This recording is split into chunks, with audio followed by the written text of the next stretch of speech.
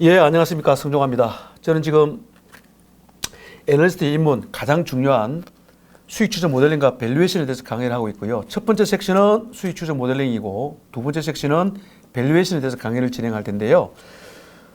첫 번째 섹션 수익 추정 모델링에서는 크게 세 코너로 나눠서 첫 번째 코너에서는 손익계산서 추정에 대해서 알아봤고요. 그 두 번째 코너에서는 손익계산서 추정 일부와 그리고 대차대조표에 대해서 알아봤고 이번 마지막 코너에서는 마지막에 이제 캐시플로우 현금 흐름표 추정에 대해서 간단히 알아보고요.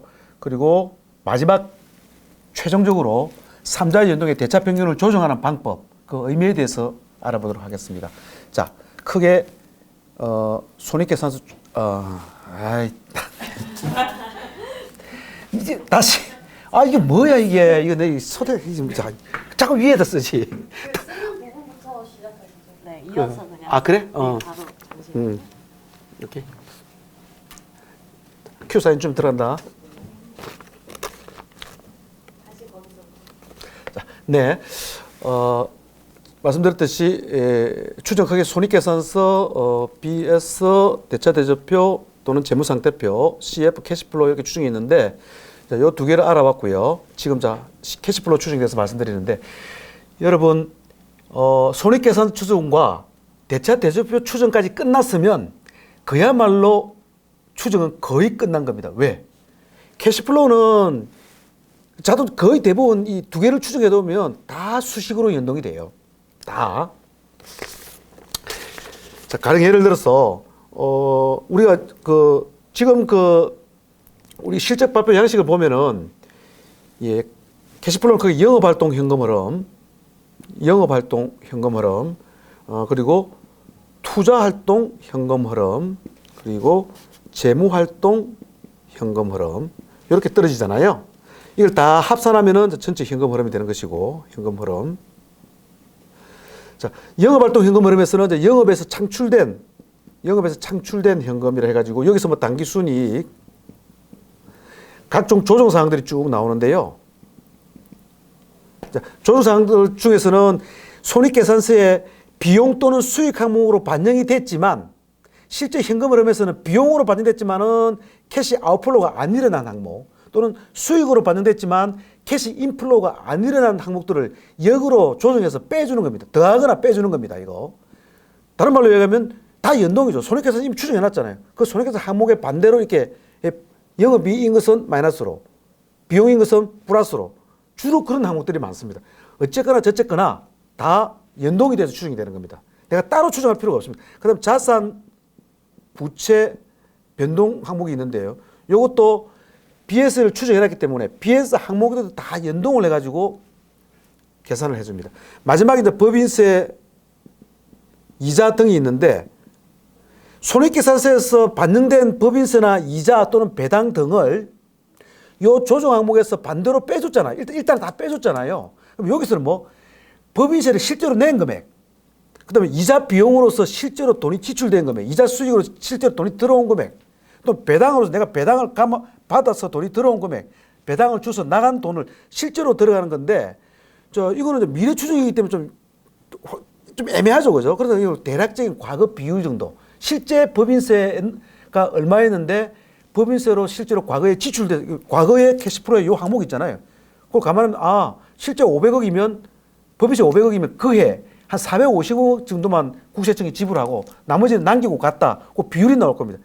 그러니까 늘 바뀌기 때문에 패턴은 없어요. 어쨌든 우리 추정의 입장에서는 미래 추정 입장에서는 딱히 방법이 없잖아요. 그래서 그 과거 비율 정도로 해서 추정을 하고 마찬가지로 이것도 매 업데이트 할 때마다 업데이트를 하는 겁니다. 이것도. 이렇게 해서 영업활동 현금 흐름을 추정합니다. 다 연동입니다. 연동.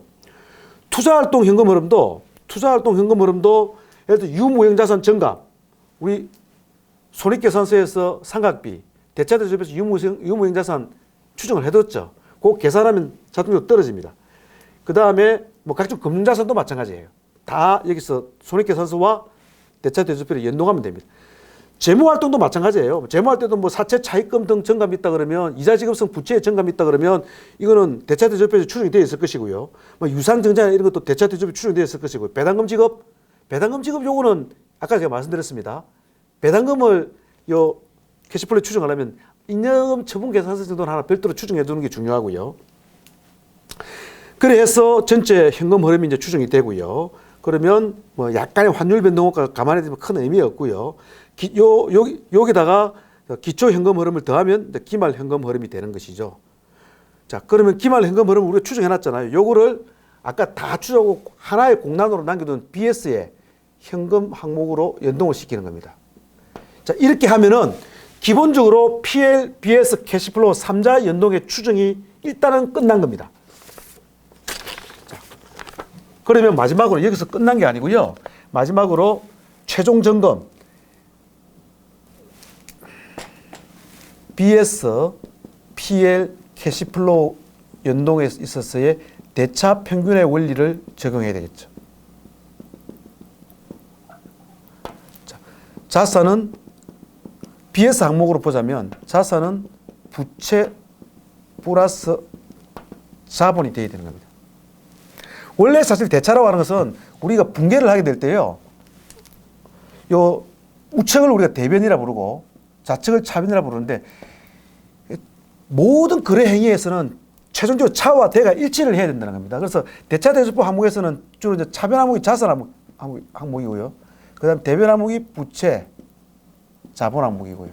즉 자산은 증가하면 차변으로 가고 감소하면 대변으로 가고, 부채나 자본은 증가하면 대변으로 가고 감소하면 차변으로 와야 된다는 겁니다. 그다음에 손해계산서 항목 중에서는 그다음 손실 항목이 차변에 오게 되고요. 이익 항목이 대변에 가게 됩니다. 그래서 BS와 캐시플로우가 다 연동이 돼가 자산과 부채와 자본, 어차피 자본 이것도 자기 자본 안에도 손익계산서에 이익 항목이 들어가 있잖아요. 어디에? 인여금, 아까 우리가 이익 인여금 항목이 들어가 있잖아요.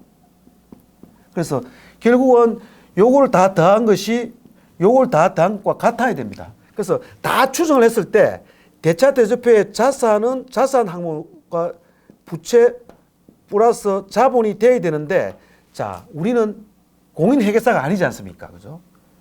아주 자잘한 항목까지 일일이 그 오차를 우리가 다 모르지 않습니까? 그래서 정말 신이 아닌다면 그 어떤 애널리스트가 최종적으로 다 추정해도 이게 딱 0으로 떨어질 일은 만무하겠죠.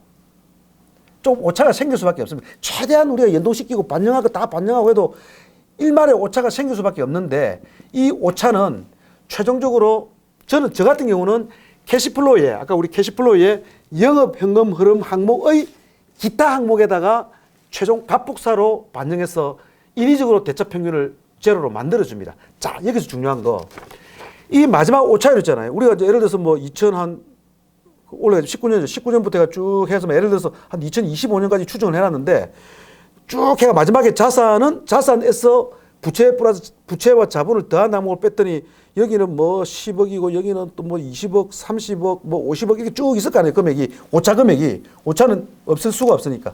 근데 이게 최종적으로 추정하는 총 자산 항목 대비 이 비율이 정확한 정답은 없습니다만, 제 개인적으로는 최소 5% 이내, 더 엄밀하게는 한 3% 이내 정도로 컨트롤이 돼야 된다고 판단합니다.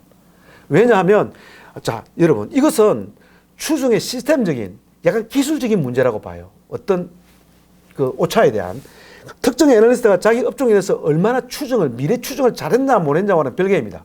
예를 들어 그 애널리스트가 추정을 잘못해가지고 나는 뭐 미래 영업이익을 100억을 추정했는데 실제 나중에 뭐 한 1000억이 나왔다. 너무 적게 추정했다. 추정이 완전 엉망이다. 그렇다 하더라도 이 오차율은 적어야 됩니다. 내가 그 업종을 잘 파악하고 회사한테 잘 물어보고 잘 업데이트해서 추정을 제대로 잘했고 못했고 하는 별개로 기술적으로 이 연동의 오차율 자체는 작아야 된다는 거죠. 가령 예를 들어 추정을 다 했는데 전체 자산 항목을 갖다가 만약에 1000억으로 추정했는데 부채 플러스 자본이 예를 들어서 뭐 한 2000억이라 가지고 오차가 1000억. 전체 자산이 1000억인데 이 오차가 1000억이다 이러면 추정을 잘하고 못하고 간에 기술적으로 이 추정은 어딘가에서 내가 뭔가 숫자가 동그라미가 하나 안 들어갔거나 더 들어갔거나 뭐가 빠졌거나 기술적인 에러가 있다는 것입니다. 그래서 다 추정하고 나서는 마지막에 최종 에러가 오차가 없을 수는 없지만 그 오차마저도 3% 또는 5% 이내에 컨트롤이 되어야 된다. 그럴 경우에 뿌듯하죠. 내 추정이 제대로 맞아 떨어졌구나. 아싸 하면서 그 오차를 갑북사로 영업활동 현금 흐름의 뭐 기타 항목 정도로 조정해서 대차를 마무리하면 그 추정은 기본적으로 끝납니다. 여기까지가 기본적으로 끝난 거고요. 애널리스트 위해서는 각종 투자 지표라든지 여러 가지도 계산식은 이 추정의 BSPR 캐시플로우 추정을 바탕으로 자동적으로 다 계산해서 떨어지는 겁니다. 자, 여기까지 해가지고 손익계산서, 대차대조표, 캐시플로우 전체 애널리스트의 입문의 가장 중요한 애널리스트의 수익 추정 모델링에 대해서 알아봤습니다. 감사합니다.